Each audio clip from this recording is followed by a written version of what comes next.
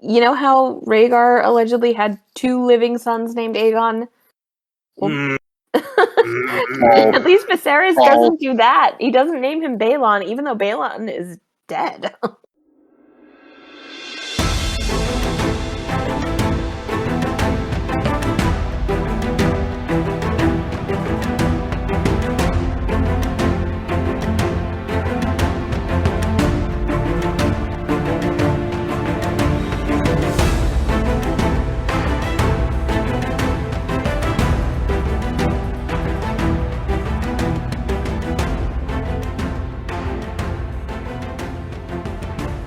Welcome back to Vassals of Kingsgrave. This is DragonCast once again for the second episode of the new HBO series House of the Dragon, prequel to Game of Thrones. I am Adam, also known as Drownedsnow on the forums and the Discord and all the various things. Today I am joined by Matt. So, Is that Matt? Michal. Hey, Inkasrain on the Discord, please. Michael, not Michal, but Michael. hello, Khal Wadege on the Discord. Katie. It leaves in my hand on the Discord. I regret this might handle, but okay, yeah, that's me. You can always change it. And Benjamin. Hey Ben, King Jucio on the forums / not even on the forums, on the Discord. Okay, this is where I stay. You haven't created an account on the forums. No, I'm a fake fan. We're having a little bit of nostalgia. So like on the forum, this is like going to be a ice and fire throwback. The forums had a lot of problems, and that's why we are on the Discord, just because we had a lot of technical issues with them. But every episode when it would drop, there would be a thread, and there would be like a review thread with posting your what your rating for the episode was, and people would post their comments, and so that was nice because we could pull the average episode ratings that people were giving it as they watch and all that. And someone had posted up for the first episode of House of the Dragon. They put up a review episode up there, and there's kind of no one there. But it took me probably 20 minutes just to get in to the forum because my internet provider thinks it's a phishing site, and so like I had to figure out how to get around like I couldn't log in. Like literally, I couldn't log in. That sounds about right. Which is really sad because I mean it's a place we all loved, and there's a lot of content on there. But anyway, back to the episode. So this episode was entitled "The Road Prince" for obvious reasons, and a lot happened, but also not a lot happened. We're moving kind of slowly in time. We've moved forward 6 months. Which I think is probably a good span of space, away from the Queen's death, to kind of be moving this story forward and how things start to pile up. So what did you guys think? Let's do our like dragon egg ratings. How many dragon eggs would you give this episode compared to the first one? Who's going first? Katie, you're going first. I'm going first. I'll give it 5 dragon eggs, which I'll probably keep doing per episode until the show pisses me off. This was really excellent television. Like, the whole time I was watching, I was like, this is great, this is great. The writing is great, setup is great. I like that they are... Like, yes, like, plot-wise, there was not much forward momentum, as maybe to be expected, but there was a lot of emotional work. They fill in a lot of motivations that are just lightly sketched in Fire and Blood. I really like Daemon's actor and how cheeky he is and his body language when he's with Mysaria. And as for the new opening, I'm kind of on, like, maybe that's like my 0.1 detraction, is I'm not as thrilled about the new opening as maybe... I don't think it's as good as it was for Game of Thrones, even though I'm thrilled to hear the music again. But yeah, I thought it was a very solid hour of television. The acting is great. The filmmaking is great. Everything feels cohesive, and like we're actually heading towards a definite end. I don't know, like it doesn't feel like it's treading water the way that Game of Thrones sometimes could feel that way. Like it feels like everything. I don't know. It feels like like a story that has a set conclusion in It's mind. fresh and it's new, and Yeah, there's hope again. The Game of Thrones theme, I will agree, felt odd. I don't know if after a few episodes you'd be like, okay, whatever, or if I'm just like, this needs its own theme. I am curious what went into that decision, because it's like this iconic theme that everyone immediately recognizes. So maybe they said we'll just keep using it. I don't know. Michal, what did you think? Yeah, I'm very high on this show right now. I thought this was riveting, and it was just a bunch of people talking in a bunch of rooms and gardens and on bridges, and like I still found it incredibly compelling and fascinating. It feels like very confident storytelling to me, and like it's the type of television that you already, at least I feel, you have to watch everyone's face, whether they're talking or if they're in the background or if they're being spoken to. Like the little details in everyone's expression are important, and like it the power plays are fascinating. Like you have the big power plays of like Corlys trying to get his daughter to be queen, but then you have smaller ones like Kristen Cole kind of just inching his way closer to power, and all the stuff that Otto is doing with Alicent. I don't know. I thought it was really, really well done. I kind of agree on the theme. I think it's basically just a franchise statement, right? Like they're like, this is a cohesive world, and like whatever inconsistencies you're seeing between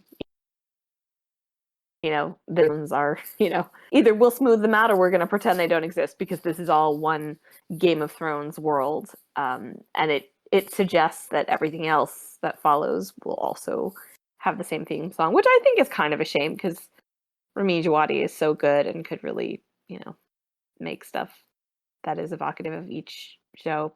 But yeah, I mean, if my big complaint is like theme song is the same as the other show, like I think we're in a pretty good place. Yeah, that's like I'm not even sure how I feel about it necessarily. I guess I was like expecting them to give us something different. But I mean, it's like all the Marvel movies have that same kind of like sound, and the comics flip, and I mean they change the images and stuff. But I mean, it's not the same thing where it's like it's an intro. I don't know. Yeah, it might work, it might not. I guess time will tell on that. But yeah, I tend to agree with what both of you guys are saying. I mean, it was good TV. What about you, Matt? What do you think?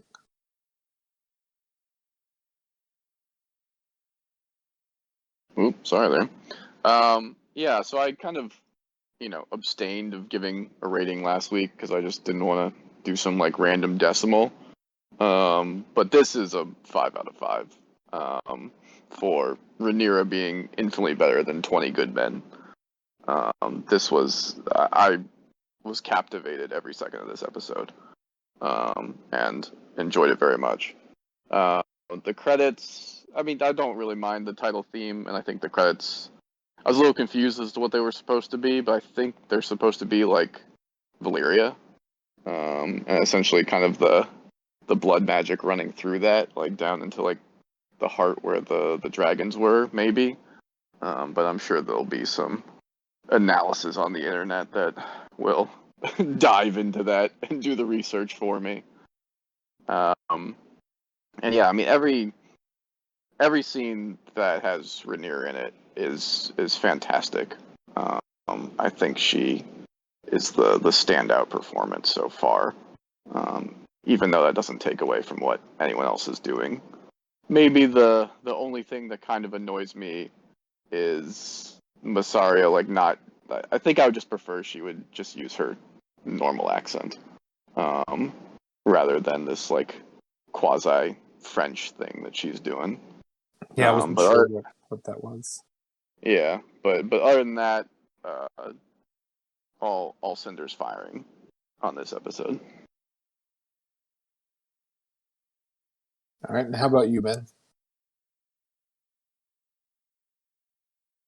I think it's like a 4 out of 5 for me. Or like a 4.5 out of 5 for me. Dragon eggs. It's like half of a dragon egg on top. Yeah. I think I want to just say all the things that you guys just said, except I'll throw in that Corliss was like a lot this episode, and I loved it. All the Corliss this episode was great. Rhaenys as well. Our conversation with Rhaenyra at one point in this episode was really great. Corliss in the last scene, talking to Daemon. Corliss when he talks to the council at the beginning of this episode. Just about any time he's on camera, he's doing pretty freaking awesome. Yeah, I think that's oh yeah, I did not like the accent choice. It's not working. It's not working at all. And I wish they would have done new music. So those are like the big complaints, I guess. Which is to say, they're rather small.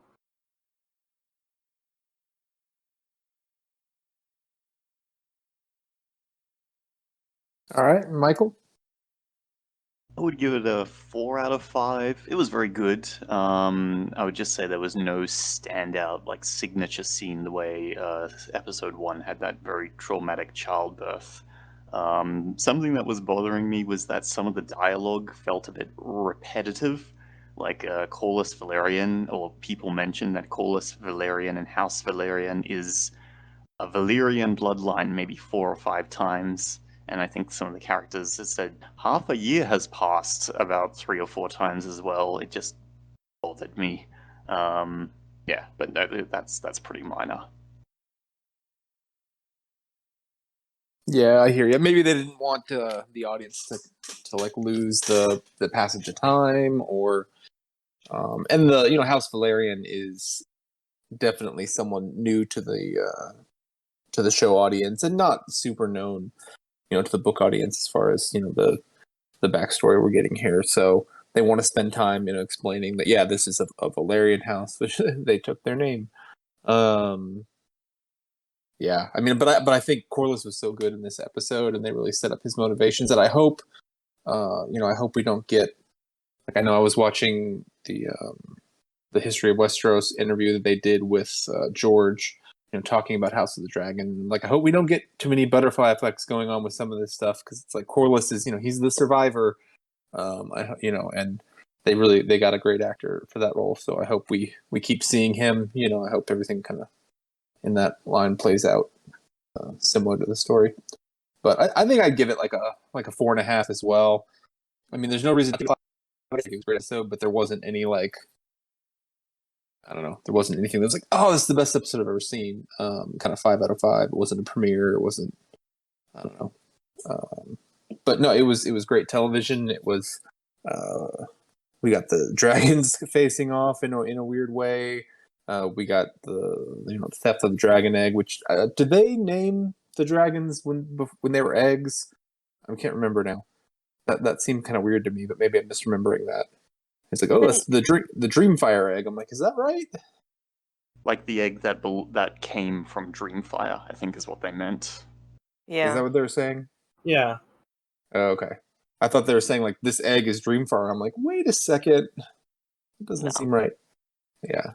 I don't know. I mean, we're going to get into this when we discuss it. The small council is right, and Prince Daemon definitely shouldn't be getting away with all this. But I will say, like Paddy Constantine has done a great job of portraying this king that is like sort of wise and measured, but also weak. Like, I don't know.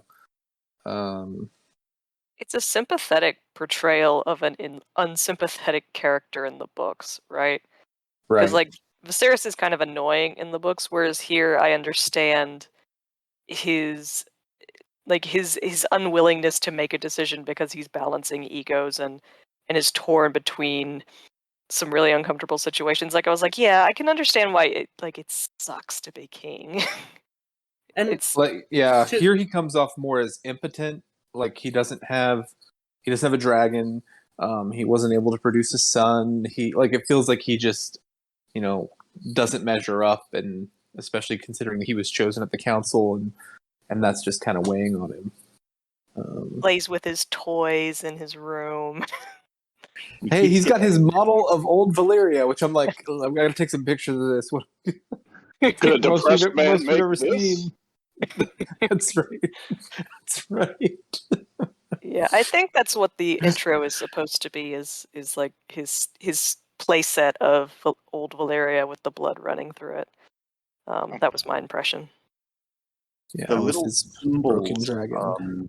I sort of interpreted as like a family tree, and like the blood running down was like the lines connecting them. I'll need to Yeah. analyze this, but like one of the final ones is Rhaenyra's necklace, and then there's two of them which are like both gold, and like that way the blood turns into like a tree, and I think that's meant to be Jaehaerys and Elisane and all the children they have. But yeah, Huh. It people might be a little too subtle for for a lot of people. It's too subtle for me if that's true. I think there are also I mean- crowns in there. I didn't pick that up myself, but I think I saw someone say that there are some, like, the different crowns that become part of the contention. But that'll be a lot easier to spot, I think, once we become more familiar with the objects that are, defining the show in that way. Yeah, it'll be interesting to see if it changes at all the way the Game of Thrones intro changed by adding like new locations. Like obviously this one doesn't have locations, but it has like mechanical elements that could morph and shift as the story progresses. if it is a family tree, I mean, every Yeah. new birth to the family would add something to it. I was gonna say though, to go back to him being kind of impotent or vacillating on his opinions, the especially to go to war strikes me as that he doesn't want to be the king that drags around the war after this long peace, and it turned disastrous. Yeah, and I mean, King Jaehaerys was, one of the best Targaryen rulers. So he's definitely In the shadow. got big shoes to fill. So It's a tough decision. I mean, they want him to rule with an iron fist and say, "Okay, our shipping lanes are being attacked. We should intervene." But on the other hand, it's like, do you really want to like throw your armies behind this and like risk provoking a larger conflict? Like, it's a shitty situation to be in. Like, it's not that he's necessarily making the right choice. It's just there isn't a right what choice. choice is there? Yeah, Yeah. I do love that. Like, she's just like, whoa, we could just send some dragon riders over there. He's like, oh, if that's how it worked. I mean, it could work that way. You could go start burning ships and burning cities, and then where does that lead? I mean, the conquest didn't happen in a day, and then he knows that that's not really good for the realm. Trade, all that. The Triarchy's just kind of being little shits and seeing what they can get away with. So, I mean, I Well, think a lot of it is like instructive on how these people make decisions, and like to me, Viserys like holds off making any decision and then makes the worst one, because like dropping Yeah. what he does in the last episode with Emma, and then in this episode with he's about to go basically start a war with Daemon himself, and then he only stops because Otto intervenes, and then it would still have been bad if Rhaenyra hadn't intervened. And and dropping Alicent on the council like that, who he objectively has no reason to marry, like that he gains absolutely. Like, there was something about that scene that I was just like, oh man, it really stood out. Yeah. Like, she brings nothing to this table whatsoever. That's what I was gonna say, is like the setup, other than like, oh, they've been having their little conversations. Like, the whole episode spends all this time setting up how House Valerian's a good match. You know, it would be the daughter of his cousin, and you know they keep the dragon blood going, and you know, Corlys is actually, I mean, he's loyal and he's important, but he's like, well, do I really want to? Oh, you know, he's sort of just like, I don't want to give in to that guy, so he does this to like not give in to that guy, and you're like, that's not a great idea. If you know they'd had Otto Hightower putting something forward that made sense for the marriage, like politically, that would have helped a lot. To be fair, his point about her being 12 is poignant, I think, you know? I think Strikes true with me. the one thing that you would say is because Allison's supposed to be like 16, I think here, or 15 or 16, yeah. 15. So the one thing you would say is like, yeah, he's like, look, this child who, you know, like looks very much like a child, and he's off put as he should be. You know, he's like, isn't going to be able to give me heirs for a while anyway. So like maybe I should pick someone that is of childbearing age now, so I can like get working on that, and then that kind of calms the realm down. But I mean, wouldn't there have been other choices? I don't know. Well, yeah, it's sorry, Kate, go ahead.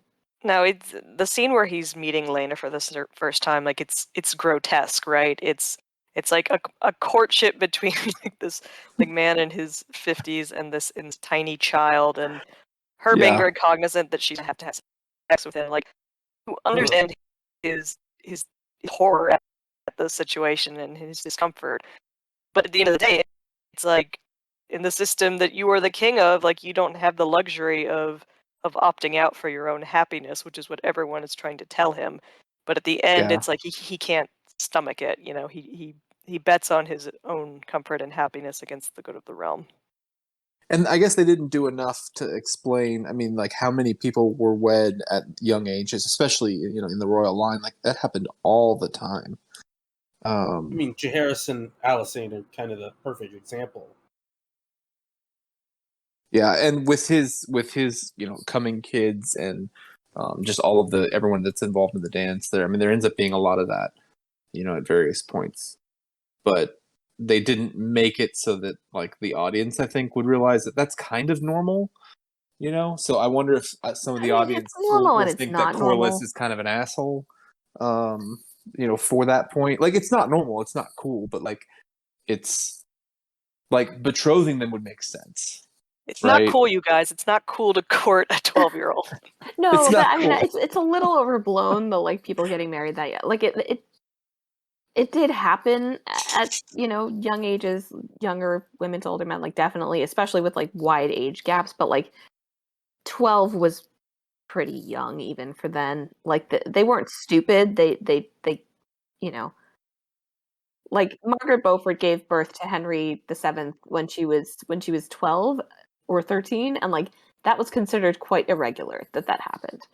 Yeah. So I'm not criticizing the show because I do think that they set up the like, you know, like you can see the Valerians being like, we have one shot at this and one daughter, and like we're just gonna pretend that she's not 12. You know, like the it's instructive what you know. What she repeats that you know Corlys said versus what Rhaenys said, you know, that's telling. I guess I'm just sticking on the historical point that we kind of overblow how common those types of marriages. Yeah. I just sort of meant like the Targaryens actually did a fair amount of this, like with their kids and stuff. But they were also marrying brothers and sisters and cousins and all that. You know. Yeah, but I'm just like, was it a maester he was talking to who was like, oh yeah, like Corlys is not out of line asking this. Like, who was that guy he was talking to? No, it was Lionel Strong. Yeah. Good conversation with him. I wasn't expecting we would get like a long, good conversation with this guy at all. Because he gives some good advice. Yeah. He's not even a character really in much like his sons, but you know, good on the show. Will become important later. Wait, correct me if I'm wrong. Does he become Hand of the King after Otto Hightower is dismissed? I don't remember. I feel like Strong does. It might be. Like I thought I that don't was think Otto's. scene. I don't think Otto's ever dismissed, is he? I don't He remember is. that. He is. I remember he he's dead. Viserys too much, and then he comes back, but for this long Oh, period that's of time, right. I Yeah, believe that's there is right. a strong as a hand. So that might have been the reason for this long scene, or one reason. I think you're Yeah. right, because then Strong goes back to Harrenhal after he's dismissed, or he leaves. I forget why. Well, I it's And then he lost dies. the on Harrenhal. Strong is, I don't know if this guy or his son is the actual father of Rhaenyra's children, No, but it's his this son. is basically It's his son. Yeah. a direct line, a hit from, because like the reason I'm assuming why he goes, all right, Rhaenyra, you have to marry Laenor, is because I fucked up this alliance, and now we have to salvage it somehow. So you're going to marry the Valerian, not me. And I think and that obviously that marriage is not happy, and that leads her to Lionel Strong. So I think Harwin that Strong. was good. Harwin Strong, right? Yeah. Yeah. Great bones. Yeah, it does. It definitely sets up, like, you can see how Viserys would go from, well, if I can't, if it is beyond my reach to now, like, cleave the Valyrians to us, then it makes sense for him to want to marry Rhaenyra to Laenor. Which, That's a- frankly, I mean, I think just to touch on my like kind of frustration that the king's marriage is the most important now. Like, everyone should be clamoring for Rhaenyra's Rhaenyra's hand. hand, Yeah, it actually doesn't. Like, I agree there is an heir problem. You can only have one, but like those heirs should be coming from the heir, not from the king, because like it's exactly what Rhaenys says, right? That it's like those kids are going to usurp you, like they 100% are, and Viserys is irresponsible for having those children, certainly within marriage. So I'm just like I don't get how like nobody else is seeing this, other than maybe they're all subconsciously like, hopefully we'll get a boy and we can put this whole girl heir thing to bed. Yeah, I and think because it's that later more on, than when anything. he refuses to change the succession, over and over again, when people are like, well, we all assume boys are going to take it. Yeah, the preview indicates that conversation is coming in the next episode. But because she is, I guess this is just, she's still young here, so this is the start of her kind of making her name with the realm. Like, she shows up and gets the egg back. She certainly impresses some people there. I'm sure that creates some stories, because eventually she's the realm's delight. She's beloved by the people, right? We've got to see that. I don't know, at least after the time skip. I think this could be just an artifact or a butterfly effect of, in the books, of course, Rhaenyra is just a little kid, so no one's making marriage offers because she's not a teenage of marriageable age, but Viserys is. You can still have a betrothal, It's a fair point, but I think also, some people maybe do not want to commit their sons to someone who they feel like could be in a contested situation, or cast out or something. But I don't know. At this point, a lot of people probably assume once he remarries, probably just assume, well, he'll have boys, and then he'll just name the boy. So I don't know if people are too concerned. Emma. Just blame her for not giving him sons. Oh yeah, I'm sure a lot of people are like that. They'll see Rhaenyra as a stopgap solution to, like, the vacuum when there was no male heir. Well, yeah, like an area essentially. Yeah. Which is, again, like the only reason why Rhaenyra is heir is because he got mad at Daemon, and that's like his communication skills are just extremely poor. He's terrible. Yeah. Yeah. Like, go ahead. Oh no, I mean it's tough because he definitely is. He's a great character, and like you want him, or I want him to not be making these incredibly harmful decisions, and I get to some degree why, but like they're just so like for for someone who's been king for 10 years, took the throne as an adult. Like, I'm just blown away by some of the stupidity that, like, not on the show's part. Like, I think it's well written, but he's the most naive person on the show. He loves his brother. Like that's kind of his core weakness is he's angry at Daemon, but he can't move against him because it's like, well, what do you want me to do? You want to send my brother to the wall? And it's like, yeah, there are other kings who would definitely do that, but he's not going to do it because he still cares about him. Oh, Jairus would Yeah, have done I think that. I said out loud, do that.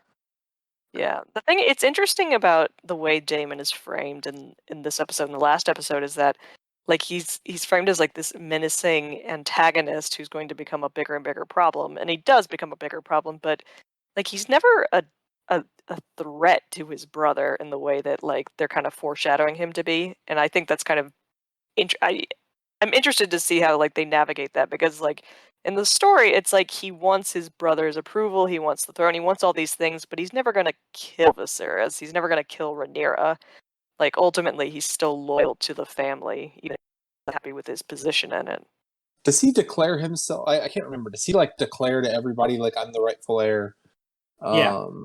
Right. Like in the letter, he says he's his rightful heir. Yeah, in the letter that he sent, but like I mean, like he's not like sending that out to like all the great lords of the king. You know what I mean? Right. Does he do that in the Rogue Prince? I mean, he kind of it's sort of known that he's salty about it, obviously, but I don't think he ever actively pushes for a civil war, which is I think what they're trying to set up. I mean I don't think they're actually going to do that, like change the dance, but I think what they're trying to set up is like, aha, he's the guy, he's the one that you're going to see that's going to be the one that you're fighting against, and then it turns out it's not. Like it would be him versus Rhaenyra, right? Yeah. Sure. I agree that's not what happens. Misdirecting the audience. Yeah, which I think is a good thing to do on their part. I've seen a lot of tweets of like, oh wow, Matt Smith is such a good villain for this show, and it's like, yes, fall into the trap. One guy who's just, I don't know, he's kind of salty about everything, but like he was like, oh, it's just Jaime Lannister 2.0, and I'm like, oh no, not even close. I think I saw that tweet, and I was like, what? I was like, oh, he's like, oh, I don't even know why I'm watching this show. I was like, it was just some guy I know in another group, and I was like, just keep watching. It's a good performance. I mean, it's like he's like a dangerously sulky teenager, right? It's like I'm gonna pull this stunt that's gonna piss my brother off and make him come here, and I can rub this egg in his face, and I didn't want the egg anyway. Throw it back to my niece. Like go and like put his head on Mazera's shoulder and kind of like sulk and say a bunch of like nothing to her. Like it's like he's like a child like who just wants attention, except like in the most lethal, dangerous way possible. With a giant red dragon. I mean, he was told, go home and don't argue. And like, he's like, after telling his brother, I just want to be here for you and look out for you. And this is in a world where like, go home, like, and the king, obviously he can't come back until the king asks for him, even though he's got the dragon and can come back whenever he wants. So, that could mean he's, exiled for who knows how long. So take Dragonstone and then maybe I'll get the king to come to me. And then, it almost worked. But do you think Viserys would have been stopped if he had a dragon? I don't think he would have been, no. Yeah. I mean, the council and the Kingsguard are like, it's like the president, sir, you can't do this. This is too unsafe. But then, here comes Cyrax. So, I mean, they're right. Like him going to the island without a dragon, like he could just be taken captive. It could have been like a Duskendale situation. He doesn't, or just straight killed. Yeah. Yeah. But I think I don't know if they necessarily, because everyone assumes the worst out of Daemon, and I think a lot of these people think that he would kill the king and try to take over, given the opportunity. But I think Viserys knows that's not true, and she clearly knows that's not true, right? Yeah. She's like, all right, I'm here, kill me or give me the fucking egg. All right, goodbye. Like, it was pretty great. I feel like do it or be done with this folly or whatever it is she says.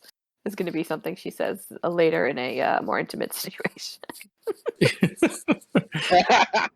Yeah, I do like how he was, part of his thing is like, well, like the Targaryen kings of old, I'm having a second wife because I can do that. Dude, you got a dragon, you can do whatever you want. No one's gonna like stop you. But It's definitely like it continues the theme that's been set up that like the only people that are actually dangerous to the Targaryens are the Targaryens. Like, what the fuck is Otto Hightower gonna do? Yeah. Like, come and yell and then go home and say, well, he didn't give it back. right, which is why the marriage to the Hightower doesn't make sense because Otto Hightower, being a second son, is still a great ally. He already has a connection with that family, right? Yeah. He needs to secure his dragon allies. I mean, because what does he have at this point? He's got his daughter, and I mean, he's got family and stuff. But I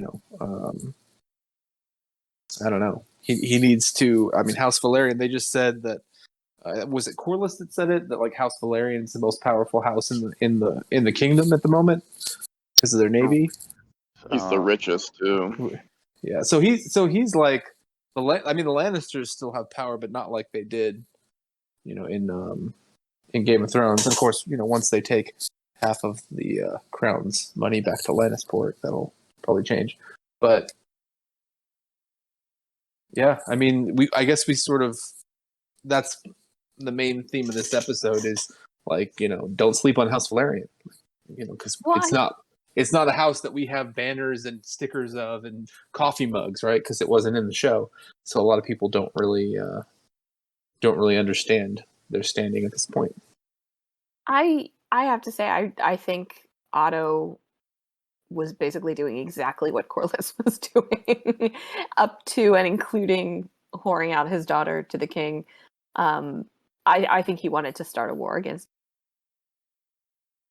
Daemon. What was going to happen there was going to be bad and end in bloodshed and whatever. And as long as he wasn't the one getting roasted or speared, then he would have more than probable cause to, tell Viserys that like they needed to go and take over Dragonstone. I'm not 100% sure why he wanted to do that so badly, but I think that as Corlys is arguing for war on the Stepstones, Otto's doing the same thing at Dragonstone. For Dragonstone. Well, they set him up in the first episode as just absolutely being opposed to Daemon, and I mean, I think he would find a way to get rid of him if he could, obviously.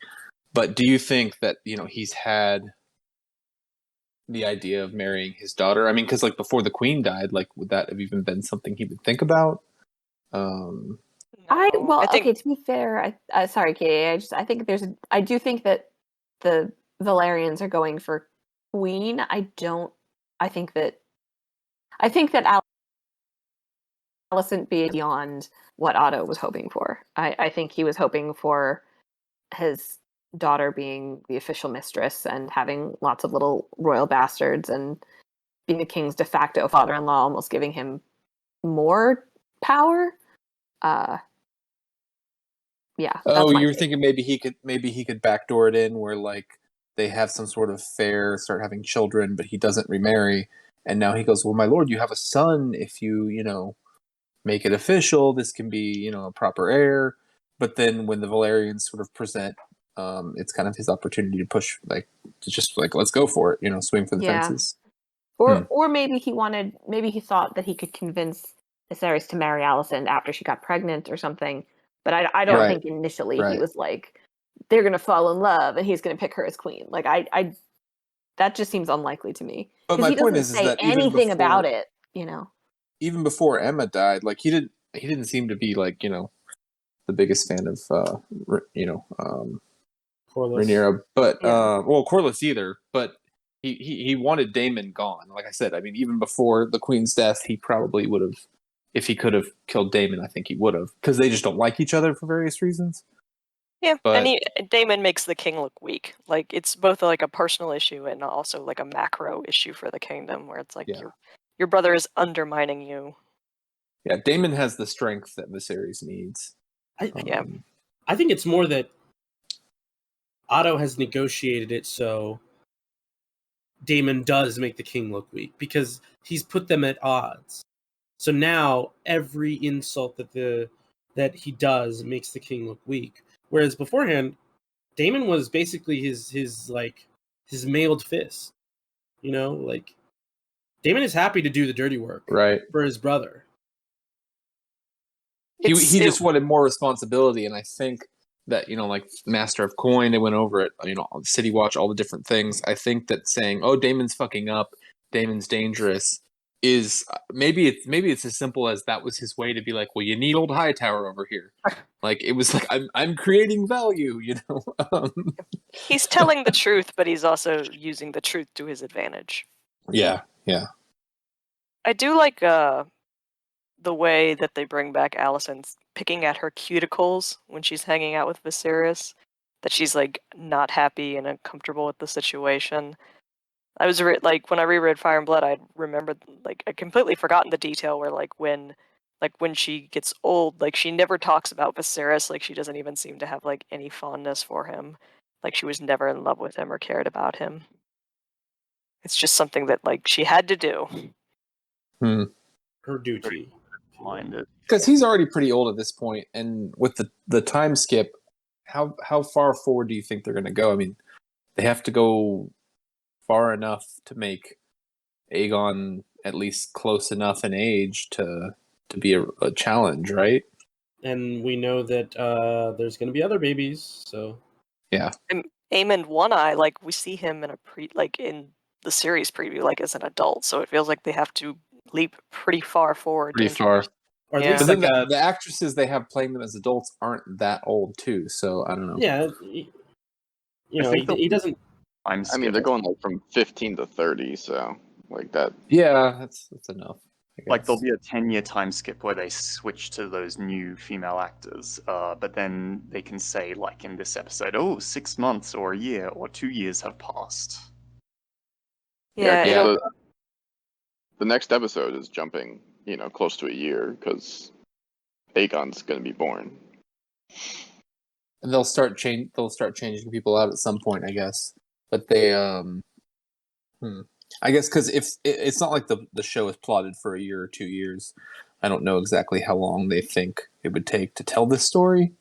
But I think if it's successful, it was already. I guess we should say it was renewed for season 2, like, you know, pretty quickly, following I've the heard premiere of the first episode. So I've heard it bandied about, and I don't actually have a source, that the show is only supposed to go for 3 or 4 seasons, that they've like charted an endpoint for it. Like I feel like every podcast I've heard, they're like, "Oh yeah, the creator said it's only going to go for 3 or 4 seasons." Like that's their hope for it. I've heard Am I- that, and I haven't seen I haven't seen any official sort of confirmation of that, but that makes sense. I hope that's true. I mean, I feel like the show will be better plotted for it. Yeah.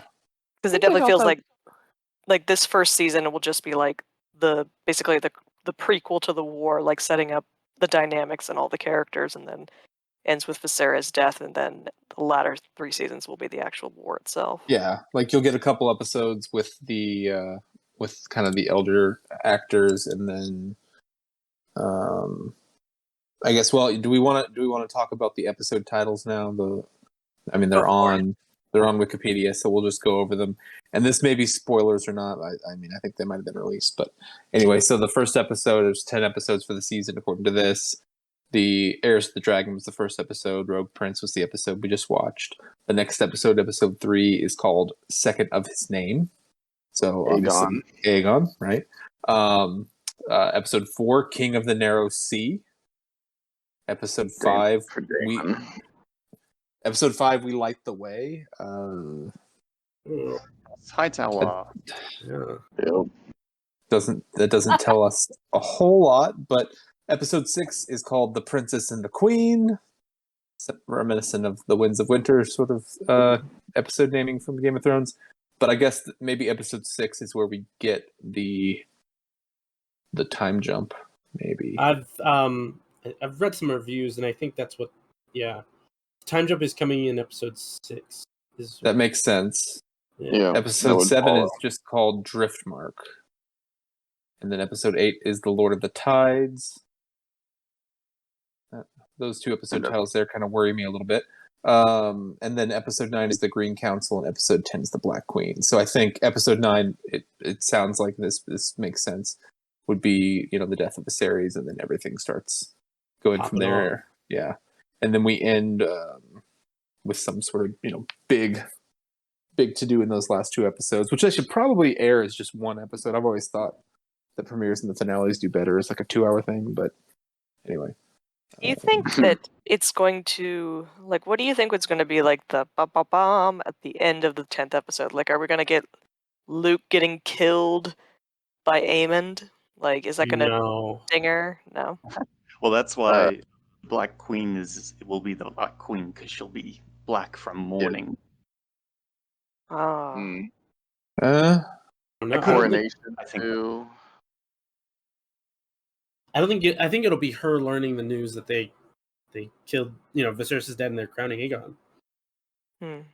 Yeah, I think Viserys probably dies in episode 9. And a lot goes on with the council. Yeah. Yeah. So or Lord Beesbury. Yeah. Lord Beesbury gets it, dude. Yo, calling it with those little balls. Kristen Cole's gonna bash his head in with those little fucking balls.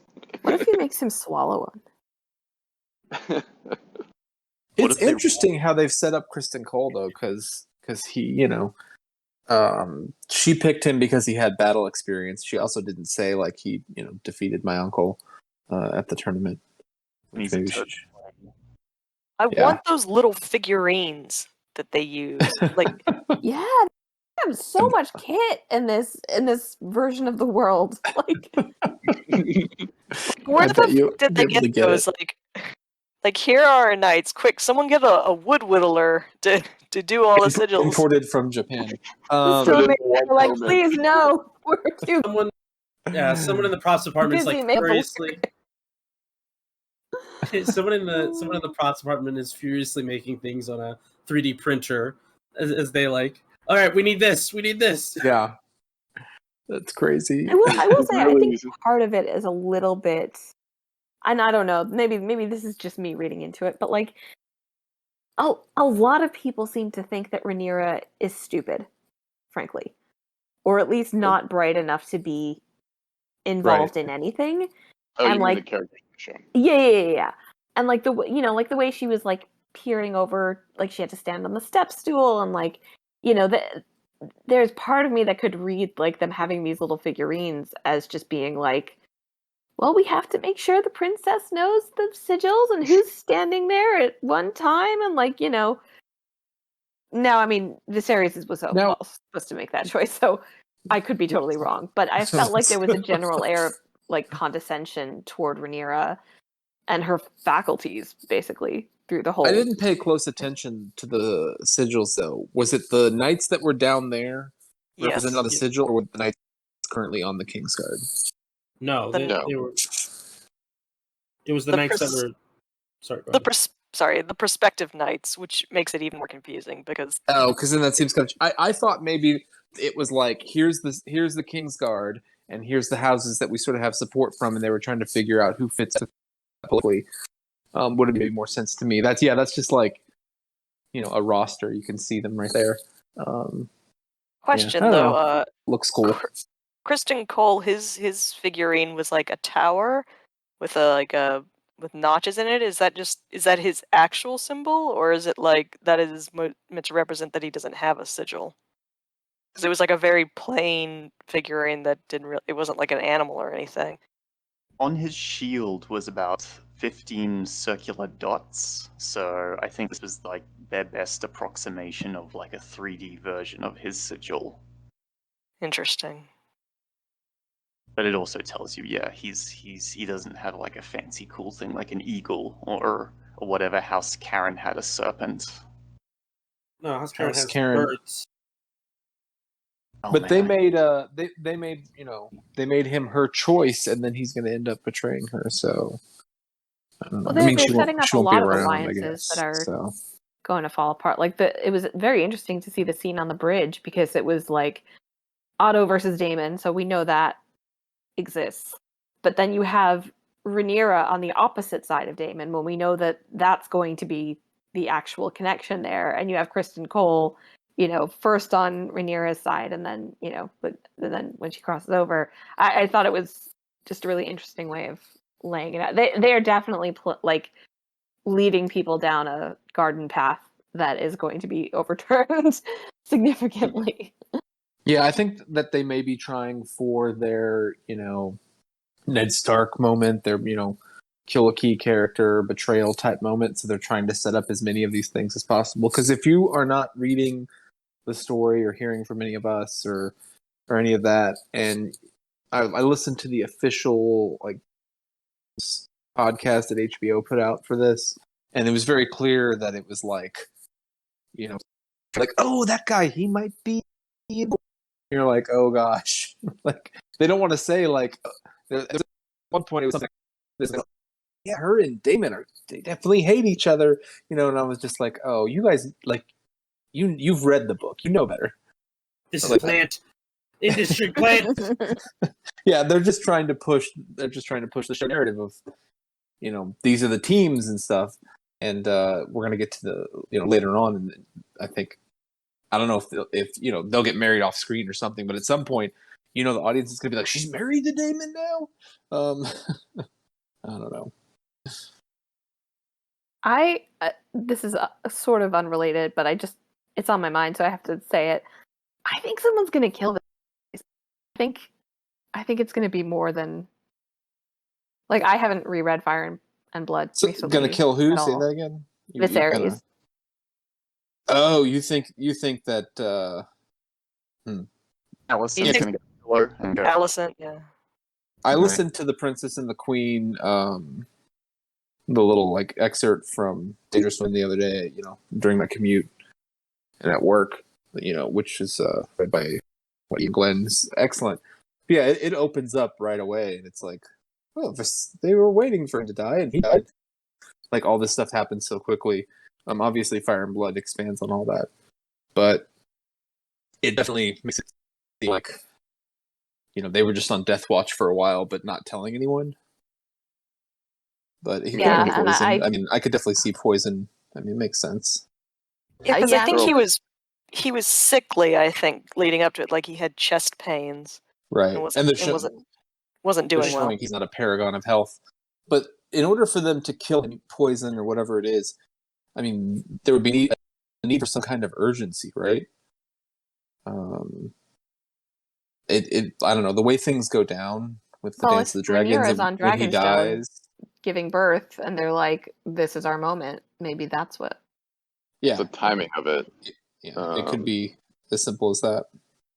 Yeah, it's more dramatic than him dying in his sleep.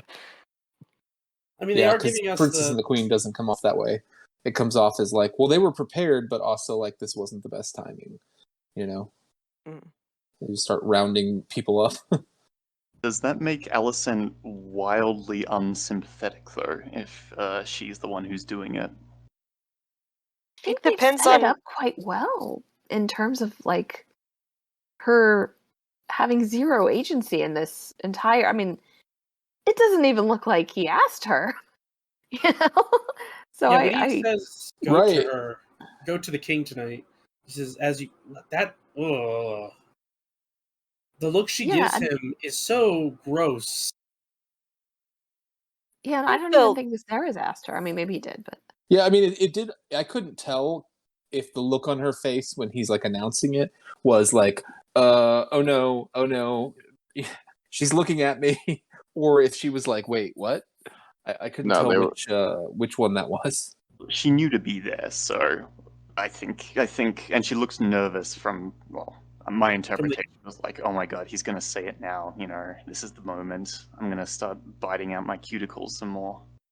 Yeah, Alicent, because when Viserys asks her earlier in the episode, do you tell Rhaenyra about our meeting? She has this moment of conflict where, she's like, no, of course not. And she's like, at first I thought that meant she was lying, but apparently it just means that she felt conflicted and wounded about it. She wants to, she's being asked basically to betray her friend by hiding the relationship she has with the king. So I think she knew, and it's just that Rhaenyra didn't know. Yeah, I disagree. I think she was shocked, but whatever. Well, Yeah, it seemed like shock, but I don't know. I'm sort of in between. Like, I think it would be a weird thing for her to. It would be extremely strange for her to be in the council, and I'm actually surprised that nobody was like, "Why the fuck is she here?" But like, in my head, and this is just my imaginings, but like, Viserys told her that he was going to make her his queen before, and that's why she was there, and probably Otto too. But I don't think she was asked, or frankly, even if she was, she couldn't have said no. Yeah, well, when Viserys says, like, you're not telling my daughter about these talks of ours, right? Like, it wasn't like she was like, oh, yes, I'll keep your confidence. It was like, hell no, I ain't telling her about this shit. It's weird. Like, I think it will depend. Like, there's so much they could do, like, for motivation, because, like, in The Princess and the Queen, they, like, the Greens come off really unsympathetically, and then you read Fire and Blood, and it's like, okay, I can understand how they would be afraid of Daemon and Rhaenyra exacting some sort of revenge, or ousting them in a way that would be detrimental to their house. Like, they have, like, their concerns have validity. They're not just, I mean, they're grasping, but that's not the only reason they do what they do. Yeah, I think it will be a little more complicated than if the Greens don't do anything, Rhaenyra's queen, and that's it. Like, which is You dropped out for a sec. never mind. It wasn't that important. No. I refuse. all right. If that doesn't want me to say it, I won't say it. Is there anything else you guys want to cover? I mean, we've covered kind of the meat of the episode, and like we said, kind of at the beginning, like there wasn't a lot that happened as far as moving the episode or the timeline forward here, I guess. But they did a lot of work. I feel like. Like it was no, I mean it was good. I'm saying it was good. When the episode was over, it felt like I'm like, wait, was that only? It felt like it was gone so quickly because I was so engaged. It felt like a really short episode because I was like, wait, like there's got to be more. We got to keep going. it was shorter. That's true. Yeah, You're like So- you're like Buzz, like asking the guy prospector for more episodes of the Toy Story. Anybody? yes, we've all seen Toy Story 2. Yes, that's Toy Story 2. Stinky Pete. Stinky Pete. Yes. There's gold in them there hills. The one scene we didn't touch on was Rhaenys talking with Rhaenyra. Excellent scene. Oh yeah, Mm-hmm. and she uses Cersei's line like word for word, right? Which has been in all the previews and stuff. Mm-hmm. Interesting she's- how defeated she seems to sound. Yeah, Like I she's imagine her being like, certainly from her final scene, I imagine her being like constantly defiant in her entirety of her life. But yeah, not the case. It's Against the patriarchy. it's kind of like, well, obviously, like she's bitter and pissed, but it's almost like her only way of grasping any power is by buying into the patriarchy. It's like, well, this misogyny is wielded against me. My only choice to wield it back, essentially, and just like accept it and also wield it against other women. Like, definitely, like I feel like deep down she doesn't want it to be true, but she's like, well, if I can't have it, fuck all these other women that want it. Yeah, I was a little surprised how much teeth there were in that scene. yeah, it was pretty nasty of a conversation. I was not expecting it, but at the same time, it felt very real to like an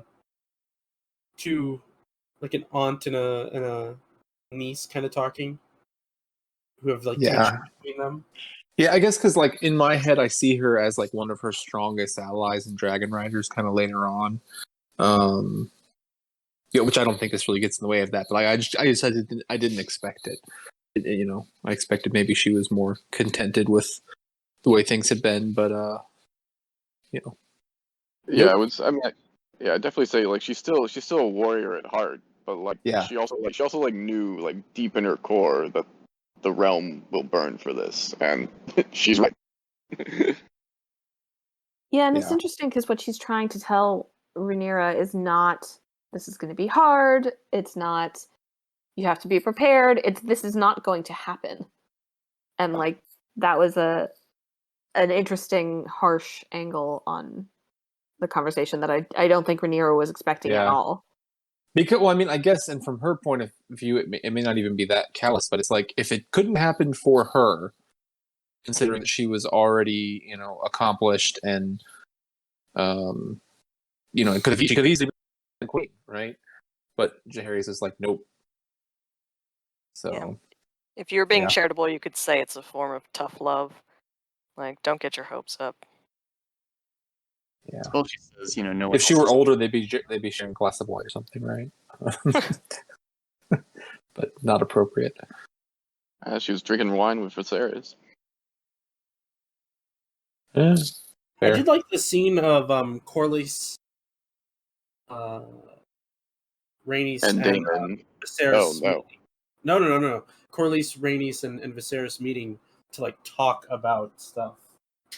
I thought it was a good scene to show that like Viserys will go out of his way to like fix things with his people, and it shows more of that like personal charisma that he does have.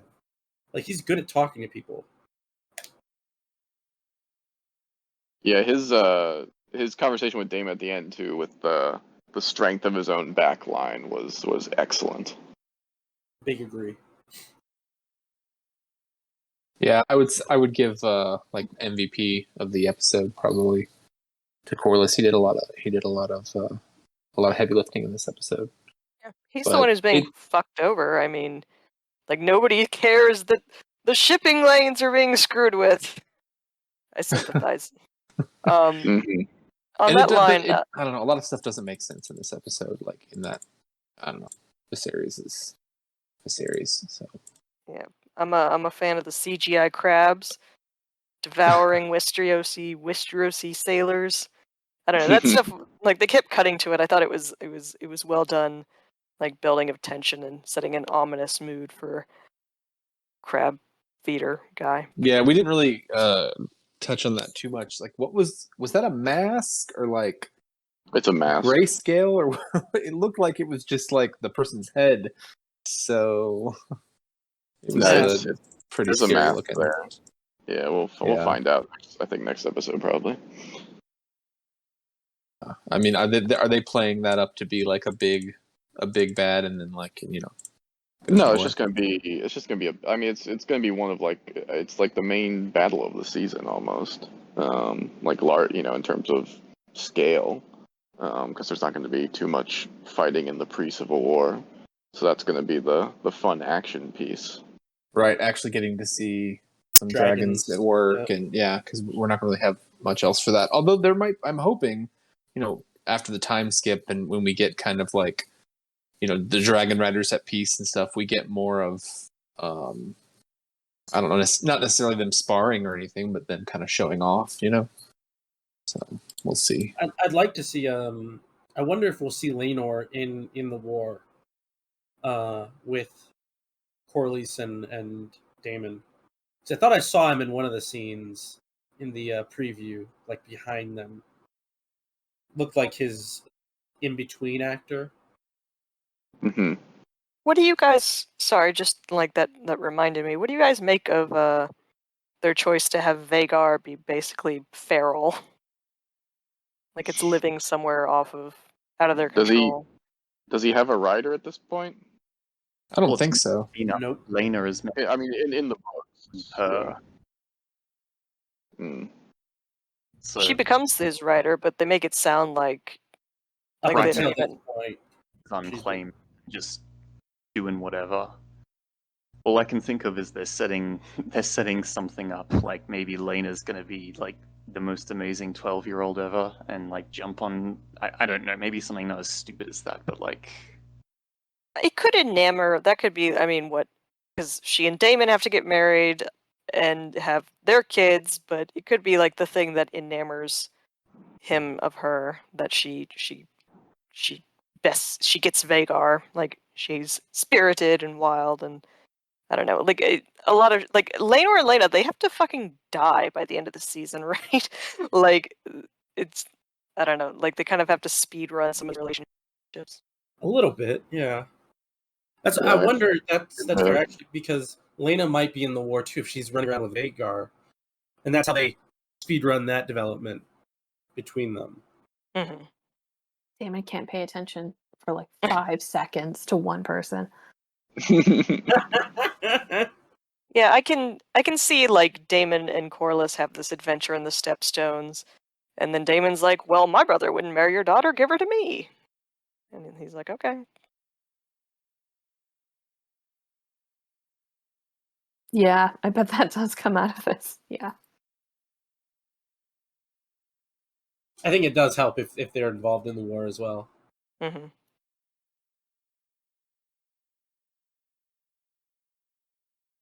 And I mean, I they was can play it hoping- as a lot of like, okay, look, Viserys, we're just strengthening that alliance.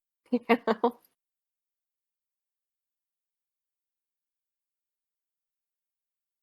was We're hoping gonna- we get a new dragon this episode, but no, we still just have Syrax and Caraxes. We're getting a total of 9 this season, so 9. Wow. Mhm. Also, we wanna- Go ahead. no gratuitous nudity this episode. That's felt out of line. Boo. Yeah, right. What am I paying for, Oh, HBO? wait a second. What? I'm gonna have to go rewind and check. I think at some point we're gonna like cut forward like a time skip or something, and like an episode's gonna open or a scene's gonna open, and there's just gonna be like 5 new dragons there. You know, and like what's and then we'll have that exposition explaining all of their names and who's writing them. You know, very uncomfortably.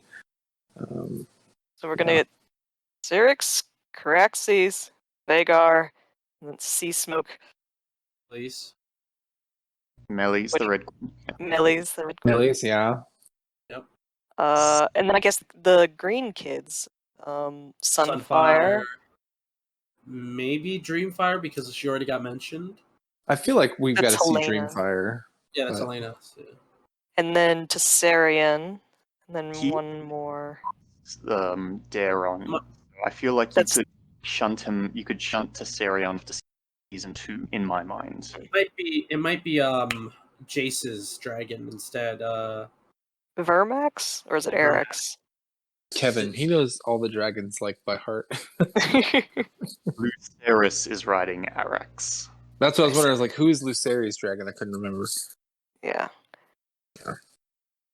He won't last. He won't last long. Might be Cannibal or one of Yeah. the other wild dragons to set them up early. Thief I think, like- Stealer! Yeah, Yeah, I think we talked about this on the Discord that there was a shot from one of the previews of a dragon like coming up over a hill with a bunch of sheep. So I assume that we'll at least see Sheep Stealer, or they'll make mention of the wild dragons at some point, but not necessarily be ridden or focused on. Sheep Stealer's just a hungry boy. Just like Yeah. Caraxes is a long neck boy. His neck seemed twice as long this episode. I don't know if it was just me. When he came up onto that rock and like was falling over it, I was like, damn, he is long. Yeah, the I hell really long tail like- too. Yeah, I really like the look of him, honestly. Yeah, I'm about to say, if anyone has played Undertale, it's that battle with the dog where his head just keeps getting longer and longer throughout the entire thing as you like pet him more. it So might be. sorry. Well, the dragons grow bigger in the wild, right? But the dragons are smart, man. It's like they seem to show up at the right moment. It's crazy. He didn't have to whistle or do anything. Who can know the heart of a dragon? That's right. They understand dramatic timing. Yeah, They go, Danish I know the dragon's camera's not there. as smart, but I do hope they continue the trend of making them all look different, though. That is kind of cool. I've seen Vagar in one of the trailers, and he looks different. Yeah, he looks old and haggard and So, like, scary. some I think they said some of them were going to have beards, and they were going to be they're going to be doing stuff to kind of Talked about there's going to be a change Santa them up. dragon. I mean, Dragon with it was mustache. last episode where we got Balerian's skull, right? I mean, that thing is freaking monstrous.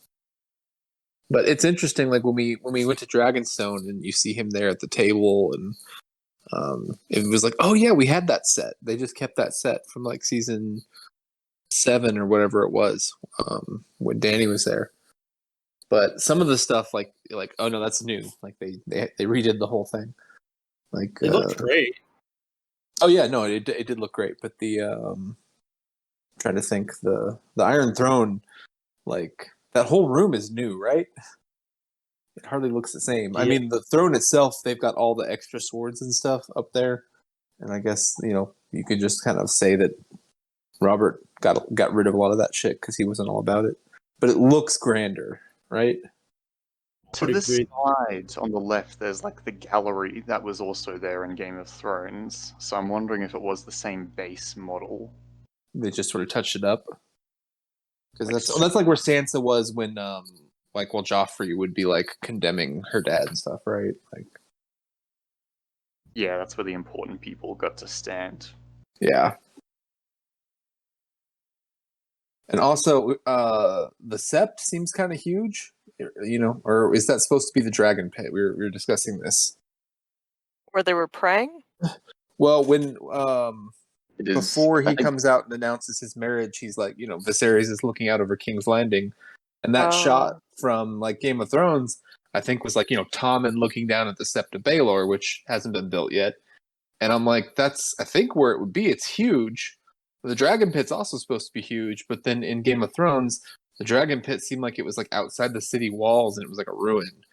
So I don't know. It's on Visenya's high hill, I think. Like the city is built on 3 hills, so it should be within the city. The Red Keep's on Aegon's High Hill.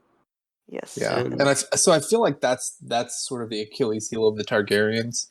Anyway, is that the dragons are such a big deal, but having to go across the city to get your dragon rider to the dragon is always a problem. That's why they have So- these dragon guys who only speak in High Valyrian, which is a neat addition. Jaehaerys Like it- should have. But No, I was just gonna say it's like it just emphasizes that they're this very like formalized, like orthodox monastic order. Like they have like a current like just very rigid customs of like even to the king we speak Valyrian. Or it just might be that like you don't want everyone else knowing about your dragon business, so you only speak Valyrian, which most people are not gonna know. It feels almost like, I mean, it's probably not practical, but I was just, like I said, just going over the princess and the queen again. It was like they would keep a dragon rider at the pit in case someone needed to be called for emergencies, like I guess in time of war, and sometimes there would be a dragon up at the Red Keep, that someone could hop on. As long as it was your dragon, don't make that mistake of hopping on someone else's dragon. But it almost feels like the Targaryens should have just stayed on Dragonstone, or kind of like slept somewhere where the dragons can be free and accessible. And when you have a dragon, how long does it take to fly to work? You can get in and out of the keep pretty quickly. Like the dragon pit, I guess, because they had so many dragons, which is the problem that we're going to run into. That eventually kind of starts to take them down. But I don't know. There's no room, at the Red Keep because it's right on the cliff there. So And not a lot you seeing can do. dragons and dragon hatcheries in Dragonstone, which I thought was interesting, but that might just be so that they could report that Daemon had stolen the egg. Yeah, that is a change because the eggs are supposed to be on Dragonstone, which would make like him taking Dragonstone like a national crisis. Like he has Right. he has the eggs in the hatchery, but yeah, He's sitting on our stockpile of nuclear weapons. exactly. I guess it That's- does make sense that they have eggs there because, like, they're hatching them. Yeah, eggs seem kind of plentiful at this point. Later on, when we get to the time of, Game of Thrones and all that. I mean, eggs still exist, but they just, stopped being able to hatch them for whatever reason. we may never find that out. But I did like one cool bit was like when she gets the egg back and hands it to them, and they have this like little, little mobile kiln or whatever it is. Just put it in there, keep it warm. I was like, I don't know, it's like little stuff like that. I'm like, oh yeah, that fits. That looks cool. Yeah. Feels Daemon real Chuck's in like- universe.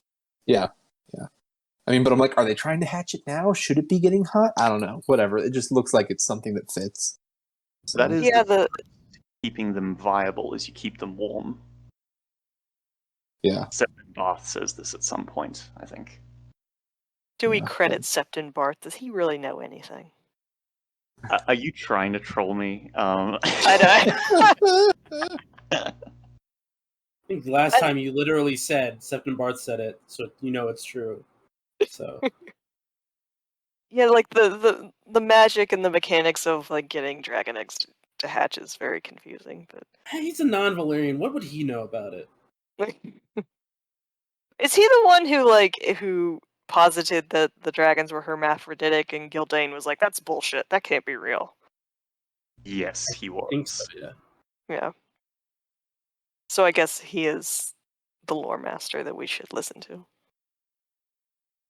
And he Him and also Mushroom. said that the fireworms were bred with the wyverns, and that's where the dragons really come from. But that's not really here. Yeah. Yeah. That's less interesting to me. Like, I don't need to know where the dragons came from, but I do need to know the mechanics of getting a dragon egg to hatch. For, personal reasons. Exactly, just in case. Just I in don't case, have any in case one doesn't want to burn Summerhall down later on. Just asking for I a did friend. not smuggle a dragon egg into this country. All right. Final thoughts. Things we're looking forward to next week. What do you guys want to say? In the I was surprised that preview, it's baby time already. Oh, yeah. Sorry, Sorry. Michael. Rhaenyra gets on the horse and runs off into the forest, and then something dramatic in the forest is going to happen, and I have no idea what that is, but that's interesting. I wonder if it's Kristen Cole that saves her.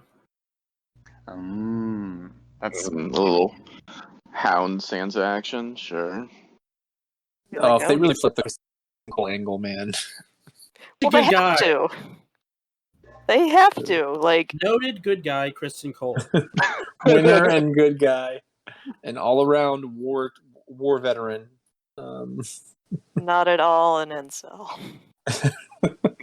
His entry in the White Book is very distinguished already. Oh man! I want at least a 5-minute scene between Rhaenyra and Alicent. That is the thing I am looking forward to most for the next episode. He's Lord Commander of the Kingsguard, right? When all this goes down, Eventually. Yes. But I mean, that's he's already the Lord Commander at that point, isn't he? Right, but that's in the future. Past 10, 15 years down the road. No, I know. I was just trying to remember what happens to Graham McTavish's character, Harold Westerling. I think it's just old age, the same way Ryan went out. Yeah. Oh, yeah, is that fucking Ryan Redwine who bites it? Yeah, he was the commander at the beginning. Yeah, He showed up in a couple of scenes behind Viserys. Up until that point.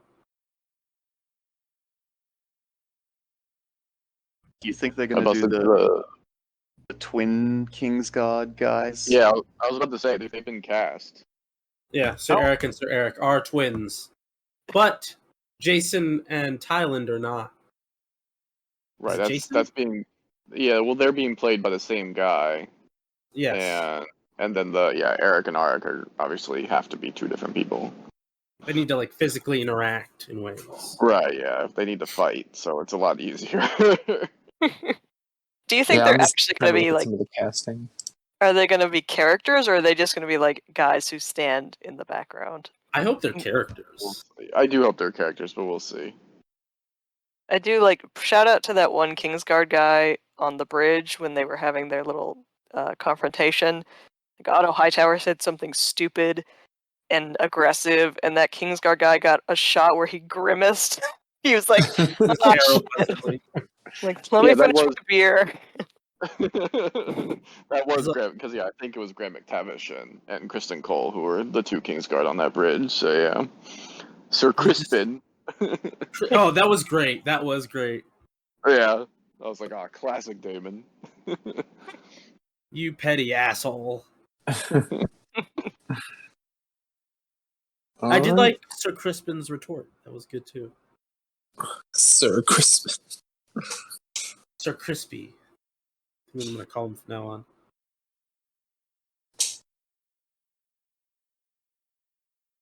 Okay. Yeah, Close I'm it not out. seeing anything too interesting with like confirmed casting that makes me like want to jump at any of these people. A lot of them are people I've never heard of. So, all right, we'll find out. Maybe we'll see if some of these people launch their careers off of this or become better known names or fade away like certain others from Game of Thrones. Anyway. So you can join us next week for the third episode, which, as we've already discussed, is called Second of His Name. And so we should be getting Aegon, probably baby Aegon, and, all kinds of feelings and emotions will happen with that. And probably a lot of plotting. So we will see you then. Bye. Bye. Bye. Bye-bye.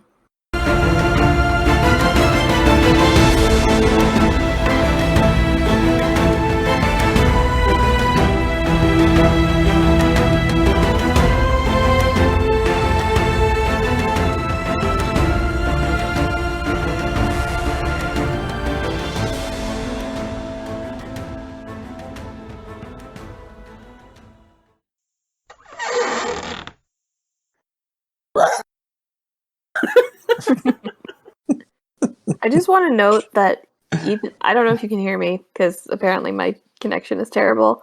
But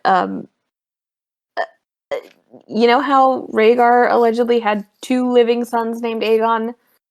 Well, at least Viserys doesn't do that. He doesn't name him Balon, even though Balon is dead. So, Dude, if they did that, if they were like, we're gonna change his name from if the title was Balon II. Oh my god! Oh my god! It would be a weird thing to do. I guess when it comes to Targaryens, you have, Visenya and, Rhaegar. Like, there's a lot of similar names or the same names used over and again. They're just going to have to figure that out. I'm shocked that they didn't change Rhaenys' name. It's like you I have know, that's what I was just Rhaenyra, thinking. yeah, and Rhaenys, and it's like it could have been so easy just to give her a different name. But I kind of respect that they don't. JC Yeah, Targaryen. Thank God More they didn't. than- Like just claps all around. I was gonna say the guy who plays Thailand was he's not Servardis. It's Sir Hugh of the Vale. Sir Hugh of the Vale. There you go. Oh yeah, that's right. I'd seen that. Yeah. So we are getting someone from Game of Thrones coming back. Who was Sir Hugh of the Vale? Oh, interesting. The guy that the mountain kills. Oh. He Now, was within Aaron's Game of squire, Thrones, right? there were Yeah. a few people within Game of Thrones that were like minor characters and were killed off or just never showed up, that showed up later in a more significant role. I mean, a lot of extras, obviously, but Yeah, we're gonna get the cheese boy who serves the cheese to the Queen of Thorns. That was my favorite extra. I'm Will he be that Harry knighted? Lloyd isn't coming back. I He'd be thought perfect. that would have been perfect for someone. Yeah. I don't know who. I That's thought that another would've- Targaryen. Harry Lloyd It's is like Aemon.